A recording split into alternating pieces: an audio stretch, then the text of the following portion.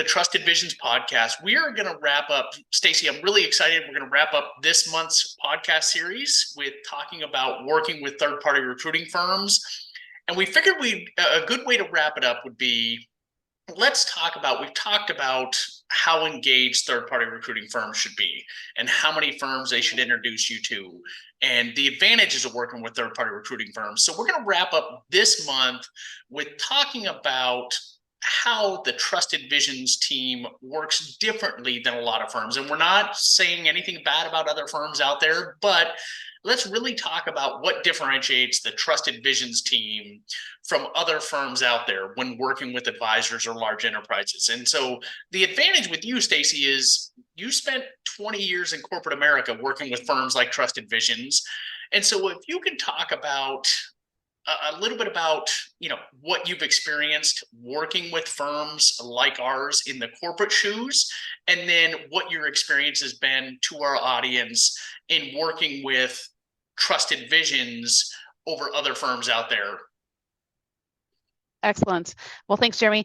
Yeah, excited to be back again this week, and this is a great topic. I think, Jeremy, you clearly value that enterprise structure just from as long as I've known you. That's something that you see a lot of value in. I do as well.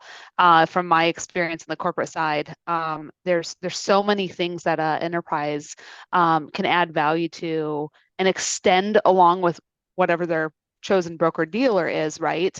One enterprise told me that I had worked with in the past, like, hey, we were finding recruiting success in spite of our broker dealer. You never want to be in that position, first of all. So that's a great group that we had helped move along in the past. And, as far as working with firms like Trusted Visions or other top tier third-party recruiting firms, I think the involvement on the calls, the involvement in the pricing negotiation, the involvement, just having that extra voice or having someone to talk with outside of a very vested corporate recruiter or very vested leadership of a particular firm, that true third-party voice to give reason to, okay, these are my concerns. These are the pro con list that everyone's probably making through. You got your expenses. But as someone told me the other day, Stacey, well, the expenses aren't everything. The relationships and the service has to balance that out. Of course it does, right?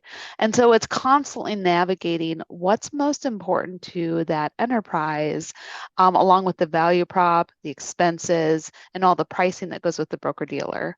So I think, Jeremy, really where I've seen like you've come in alongside of a group is you're helping through that negotiation. You're being that voice on the other side that listens, that can help navigate through, okay, we've got this narrowed down to 3 firms, but what's going to be best for our 50 advisors or 75 advisors or whatever that choice is. Now, when you get to that point, and I'm sure you're gonna speak to this, but like there's so many other details to navigate. I mean, I'm just referring to those big discussions and how to navigate down to the finish line of what's best for the group. But Jeremy, how have you worked with advisors when it comes to communication plans, how they work with transition assistance? Do they do like an NDA with their own advisors in that process? Can you speak a bit more to the details of how you've supported not as a corporate recruiter? Yeah, and great question, Stacey.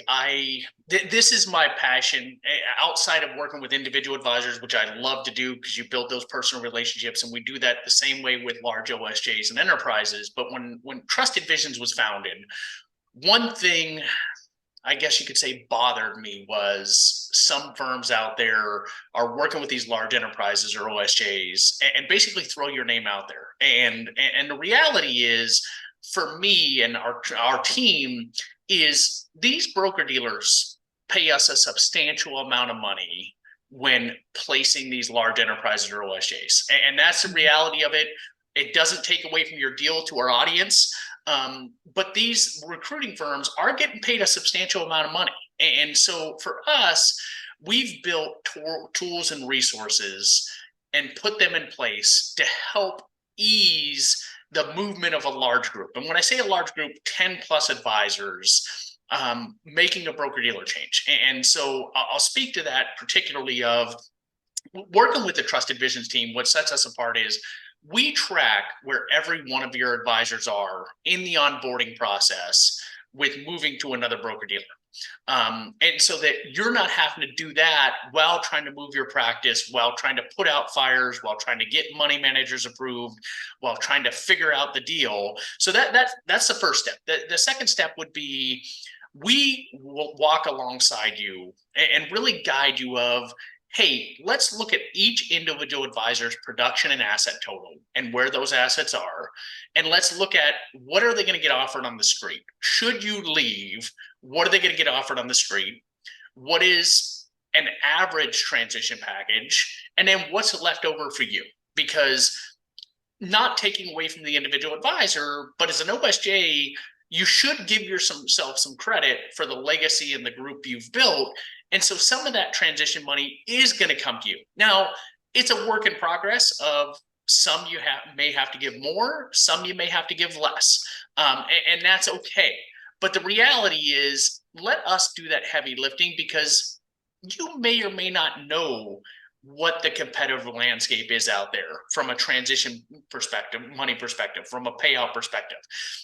And then I'll take it a step further from the perspective of one thing that I created for the Trusted Visions team was, hey, for a large group or enterprise, you're trusting in us, not only your livelihood, but the livelihood of 20, 40, 60 advisors to guide and direct you through this process.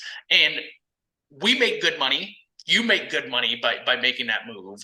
But let's put our money where our mouth is of you're trusting in us to help you make a move many, many times. And we've done this in the past. We'll put 6 figures plus of our own money once you move to helping you grow through recruiting. And whether that's by hiring cold callers, by doing postcards, by doing, robo-dials, whatever that may be, I think, and Stacey, you could probably speak to this, but I don't know of many firms out there that do that type of capital expenditure to help you grow by trusting in us to help you make a move once you make that move. In addition to that, we're at every home office visit. When it comes to groups, we don't ask for the broker dealer to pay us to, or pay for our travel to make that visit. But we think it's vital, because it's funny, Stacey, I was actually just talking to an OSJ earlier this morning, and he's like, I am completely overwhelmed. And just the thought of making this move is overwhelming to me and scares the heck out of me. It doesn't have to. When you're working with a team like Trusted Visions, we are there for you every step of the way, and we walk alongside you and take a lot of that heavy lifting off your plate. Not saying it's easy by any means, because it's not, but we're there with you. So to our audience, I really enjoyed this month's topic of working with third-party recruiting firms. I hope that you found value. We'll announce the new topic for next month, next week, when we dive into it. But Stacey, greatly appreciate all your insight. I think you provided our audience with a lot of insight from the perspective of the corporate side and now being on this side. But as we always do, your contact information. I'd love to chat with someone. It's 641-919-6722. And the email is stacy.martin@trustedvisions.com.